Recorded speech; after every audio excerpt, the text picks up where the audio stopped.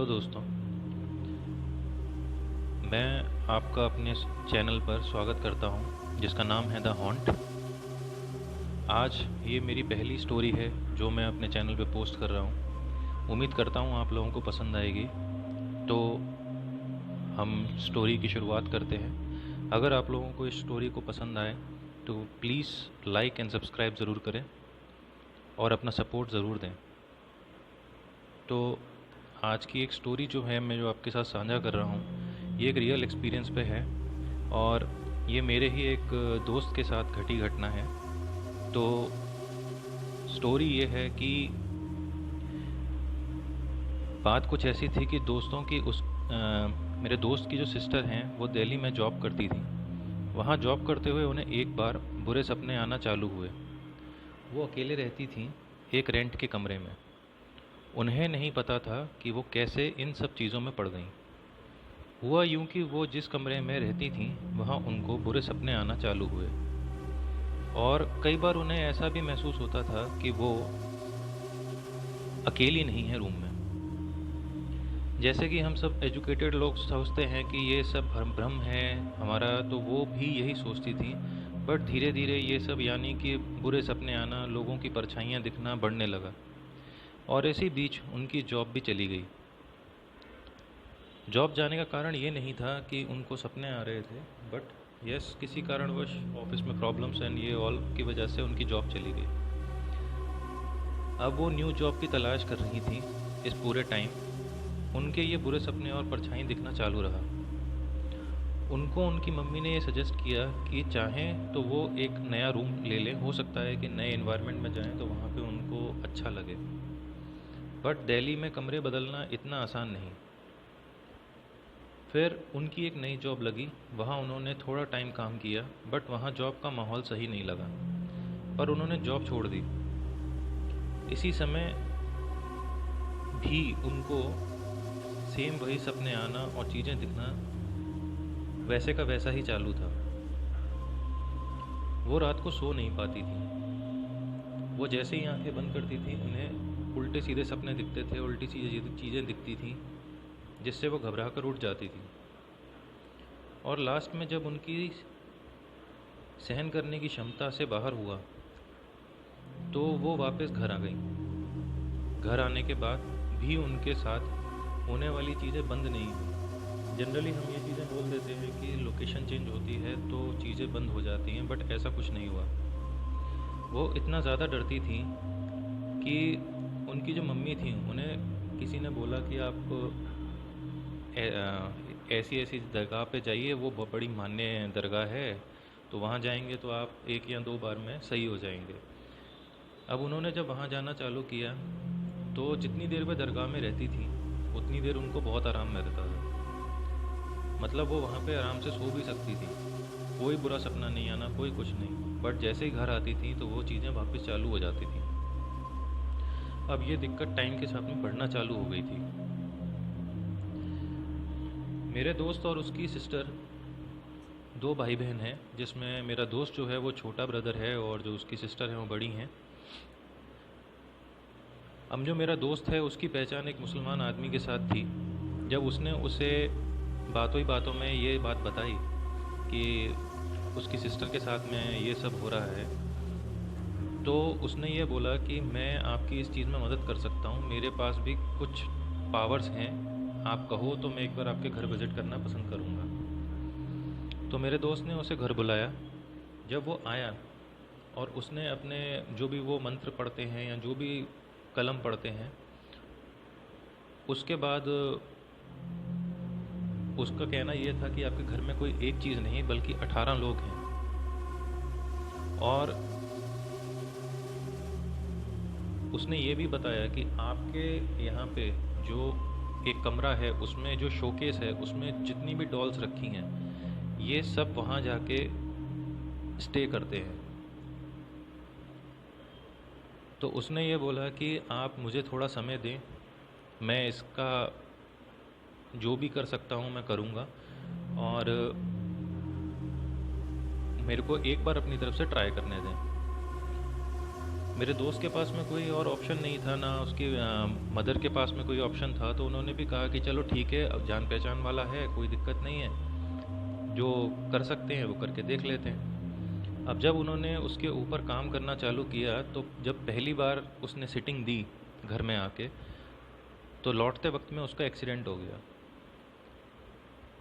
तो हम लोगों ने ये माना कि चलो कोइंसिडेंस होगा, कोई बात नहीं, हो जाता है। बट जब अगली बार वो फिर आया घर पे, तो इस बार उसकी पूरी फैमिली के साथ उसका एक्सीडेंट हुआ, जिसमें उसके बच्चे को भी चोट आई और उसकी वाइफ के भी रीढ़ की हड्डी में बहुत दिक्कत हुई। उसको ये चीज़ समझते देर नहीं लगी कि अगर वो ये चीज़ कंटिन्यू करेगा तो उसके साथ में प्रॉब्लम्स बढ़ जाएंगी। तो जैसा कि कोई भी इंसान करेगा अपनी फैमिली की सिक्योरिटी को देखते हुए, तो उसने भी घर पे आना बंद कर दिया और मेरे दोस्त से भी बात करना कम कर दी। मेरा दोस्त कभी इस चीज़ का जिक्र करता भी उससे, तो वो उस चीज़ को नज़रअंदाज कर देता या फिर बात का टॉपिक बदल देता। ऐसे करते हुए कई बार उसने ट्राई किया कि उस आदमी से बात करके कुछ करवाया जा सके। एक दिन जब उसको लगा कि यार अब नहीं हो पाएगा, तो उसने अपनी मदर को आके बोला कि उसने तो एक तरीके से मना कर दिया है। तो मेरी मदर जो है, जो उसकी मदर थी, वो परेशान हो गई। तो जैसे ही वो परेशान हुई, तो उन्होंने जितनी भी डॉल्स थी कमरे में, वो लाके एक साथ इकट्ठा करी और एक सुनसान जगह पे जाके जला दी। जब वो डॉल्स को जला के आई, तो आने के बाद उन्होंने दीदी से पूछा कि आपको कोई इम्पेक्ट महसूस हुआ। तो उसकी दीदी ने ये बताया कि वो अब पहले से बेहतर हैं, बट उतना भी अच्छा नहीं है, हाँ कुछ थोड़ा सा रिलैक्स मिला। ऐसे कुछ दिन बीते। अब जो उसकी फैमिली थी, वो पूरी सब लोग एक ही कमरे में सोते थे, क्योंकि दीदी बहुत डरती थी उसकी, और दरगाह जाना और वहाँ से जो भी पवित्र जल लाना, वो सब चलता था। अब जो मेरा दोस्त था, उसको लाइट में नींद नहीं आती थी, और जो उसकी दीदी थी वो डरती थी, तो वो रात को लाइट लगा के सोते थे।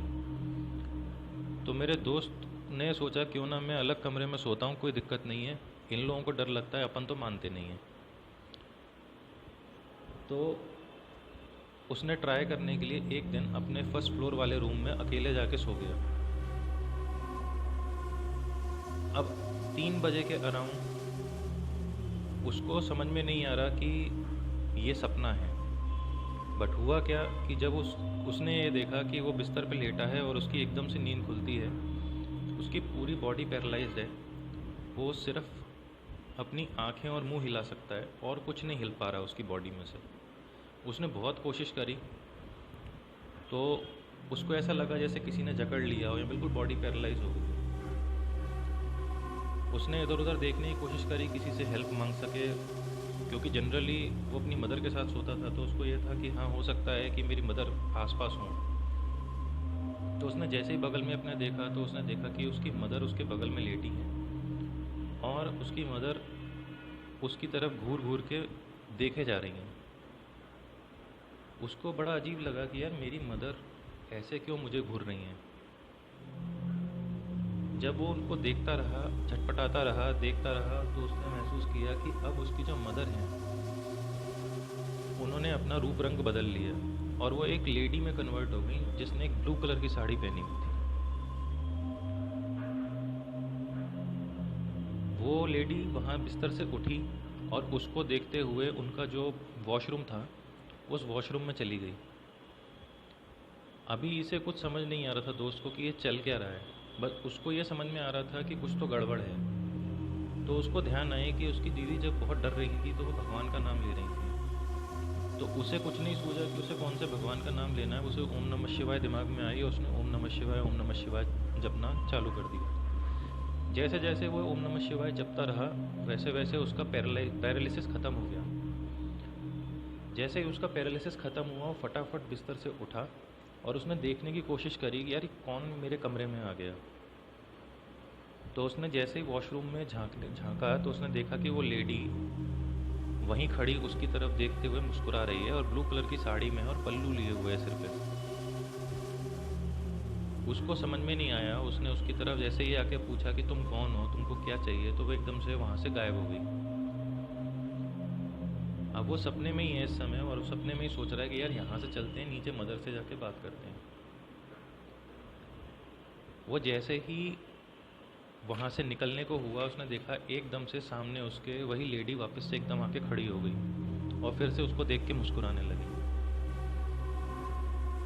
अब किसी को वैसे कभी कभी क्या होता है कि डर लगता है ऐसी चीज़ों में, लेकिन उसे बड़ी तेज़ गुस्सा आ रही थी क्योंकि उसकी बॉडी जो है पैरालाइज हुई, और वो पूरे इतने टाइम में खिंच गया था।